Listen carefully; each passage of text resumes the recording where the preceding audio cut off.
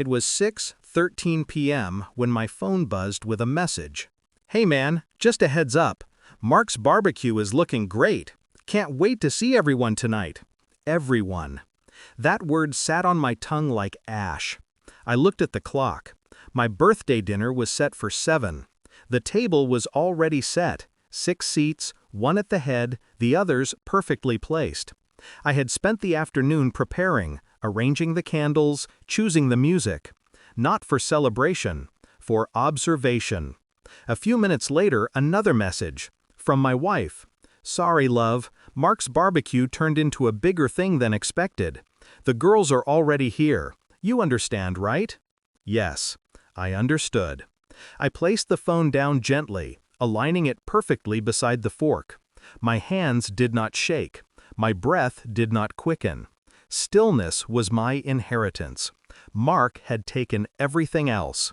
I walked to the mirror above the mantel. My reflection stared back, expressionless, composed, surgical.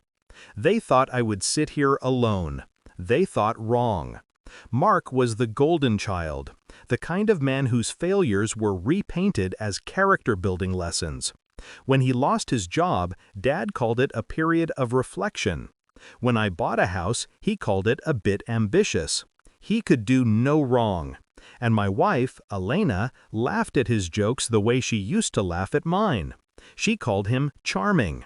My daughter, Lily, adored him too, said he made the best burgers.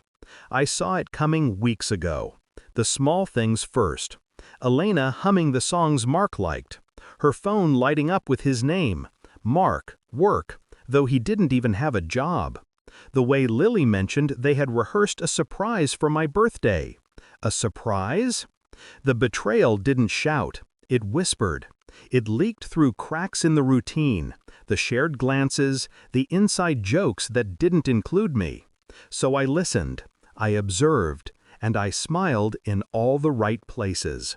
When Mark accidentally scheduled his barbecue for the same day, Elena looked at me with that rehearsed guilt.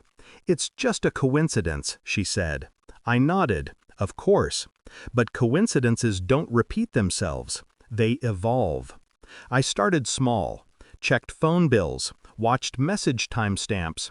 Patterns emerged. Calls at midnight, shared rides home from family errands. Her perfume faint on his jacket after helping with the grill. I didn't confront. I calculated. One night, while Elena slept beside me, breathing shallow, turned away, I unlocked her phone. A message thread opened like a wound. "I'll make it up to him somehow," she'd written. "He'll understand. He always does." And Mark replied, "He won't if he ever finds out."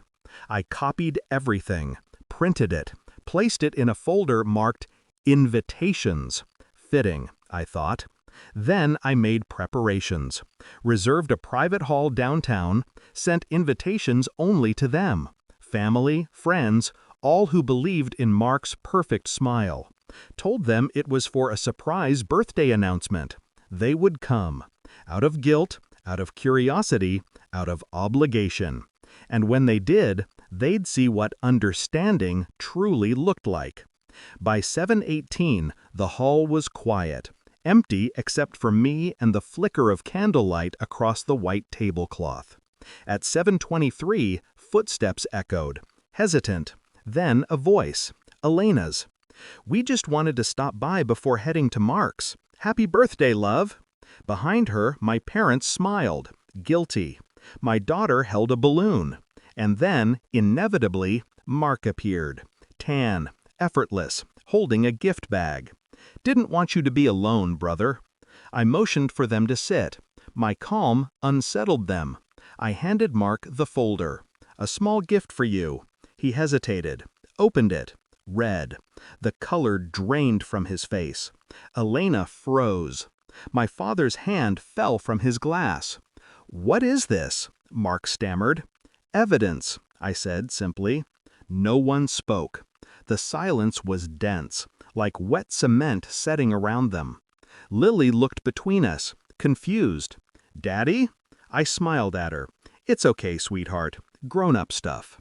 Elena reached for the folder. I let her take it. Her hands trembled as her eyes devoured her own guilt in print.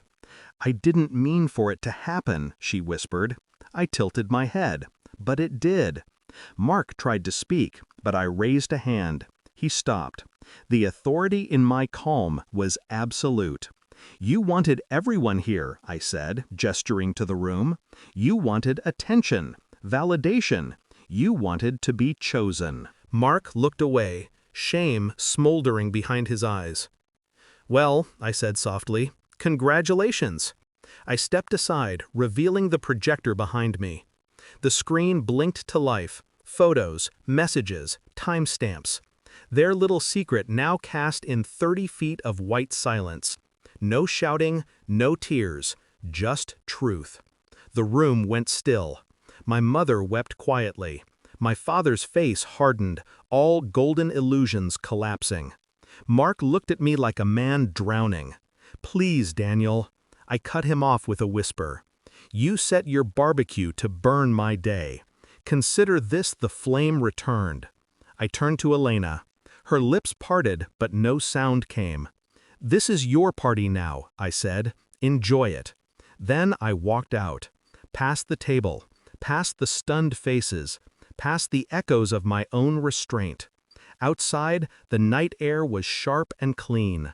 I could still hear the muffled chaos behind me, voices breaking, truths unraveling. I lit a cigarette I didn't want, watched the smoke rise and vanish into the dark. For the first time in years, I felt weightless. People think revenge is rage, but it isn't. It's precision. It's the art of returning balance where others tipped the scale. The phone buzzed again, Elena's name on the screen. I let it ring until it stopped. Then I deleted her contact. The empty chair at the head of the table no longer bothered me. It was never meant to be filled.